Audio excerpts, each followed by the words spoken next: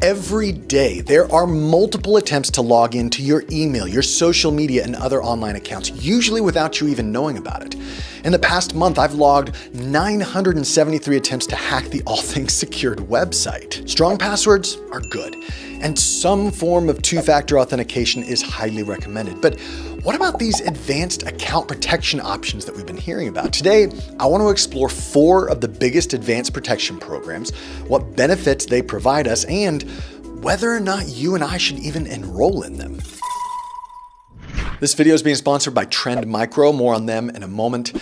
The 4 account protection programs that we're going to be looking at are from Facebook, Google, Apple, and then I'm even including the most recent one, Sentinel from Proton. So each of these programs looks a little bit different. Facebook Protect is a great example. Facebook Protect is something that they introduced maybe about a year ago. I've already done a video on that. And this is something that's interesting because it is invitation only. That means that if you've never heard about Facebook Protect before, you likely aren't able to enroll in it anyway. You would have received an invitation, and if you are invited, you don't even have an option whether or not to join. You have to, or else you'll get logged out of your account. Facebook Protect is reserved only for those accounts that have the potential to reach a large number of people on the platform. And really, there's only a couple things that it offers. One is stricter protections for logins, which is a theme that we'll explore more as we go through the rest of these, as well as required 2FA security. So you have to set up a 2FA key. This is not optional, but it's also something that you should do with or without Facebook Protect. If Facebook Protect is an option for you, you probably should have already received an email about it, but if not, you can just go into your Meta account, the settings, privacy and security, and you'll see the option right there. Once you turn it on, it can't be turned off. It is a permanent setting. Next is Google's Advanced Protection Program, which has been around for a little while and you've probably heard about it before. There's a lot that it has in common with Facebook Protect, and that it does also include stricter protections for suspicious logins, as well as the requirement that you have a 2FA key to protect your account. The difference here is that Google also gives you what they call enhanced safe browsing for Chrome, which just kind of protects you against phishing and malicious websites. This is something that if you're using Chrome, sure, maybe that's helpful. I advise against using Chrome, but if you're using Brave or Firefox or LibreWolf, all of that is kind of default out of the box anyway. What's important to note is that Google Advanced Protection does not give you any additional encryption on the data that you store or transmit through Google. And that's important as we move and talk about Apple in just a moment. But first, since we're on the subject of protecting all of our accounts, why not go that extra step and protect all of the devices that you have? With Trend Micro's premium security suite, you can monitor and protect up to 10 devices, including a PC, a Mac, mobile devices like your iOS and Android. You can get Wi-Fi protection whenever you're on public Wi-Fi. You can get dark web monitoring. You can even have a password manager if you don't already use one of those. All of this allows me to know that even if I did hit a malicious website or fall for some phishing scam, I now have the protections and monitoring in place to take care of that on a device level. You can learn more about Trend Micro's premium security suite in the link in the description below, and also use the code ATS10 to get 10% off at checkout. So a moment ago, I referenced the fact that Google's Advanced Protection does not add any additional encryption to any of the data that you store with Google, and that's really what makes it different than Apple's Advanced Data Protection Program. So this is something that, again, I've talked about this in a video before that you can watch how exactly to turn that on if you want to. But what this does is it really encrypts, it adds end-to-end encryption to most of the data that you store in your iCloud account. There are a few things that they don't encrypt by necessity, but most everything, including your photos, including everything that you store, documents, all of that stuff is encrypted in Apple's iCloud, which means that they can't access it even if they wanted to. The thing about any kind of end-to-end encryption, though, is that now the keys solely belong to you, and Apple goes through great pains to make sure that you understand that and have protection set up. So they require you to do a recovery contact. They require you to have multiple recovery keys because they don't want to be responsible responsible if you lose access to all of this data because, as I said before, when it's end-to-end encrypted, they can't access it for you. They can't do a reset password like Google can. The only thing worth noting here is that all of the devices that are connected to that iCloud account have to be updated to at least iOS 16.2, iPad 16.2, or macOS Ventura. If there is any of your old devices, you either have to remove them from the account or upgrade them in order to get that advanced data protection. It can also easily be turned on and off, so if it's something that you don't like using, I don't know why, but if it isn't, you can easily turn it off. The last one I want to talk about here is a program called Sentinel by Proton. And if you've never heard of it before, don't worry, it was just released in August of 2023. And what it does is it adds even greater protections for those people who are using Proton to log into email, VPN, calendar, all of the different products that Proton offers. Now, Sentinel does not add any additional end-to-end encryption because, well, everything you're doing on Proton is already end-to-end encrypted. So there's no need for that.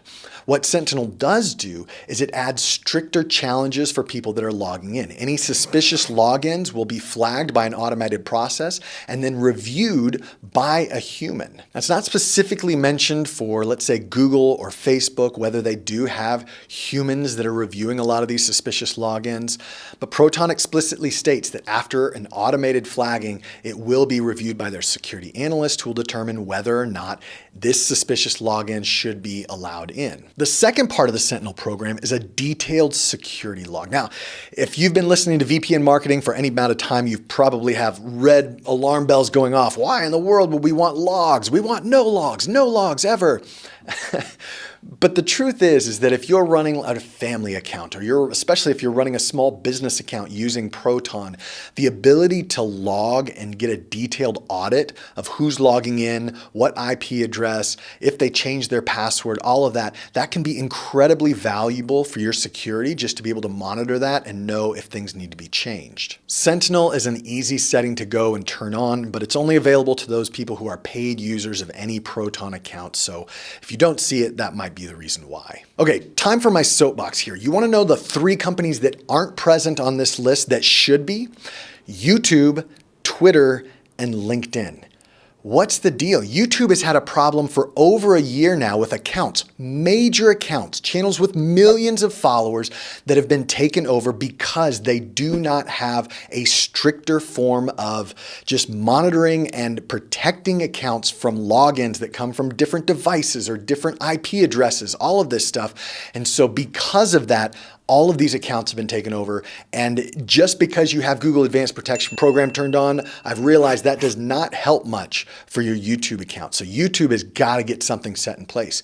Twitter only allows you to use certain forms of 2FA if you're a Twitter Blue subscriber, which is kind of ridiculous if you think about it.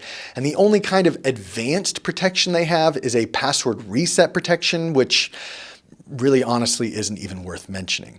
Finally, LinkedIn is almost the worst of them all because they don't even allow for a security key, even if you wanted to.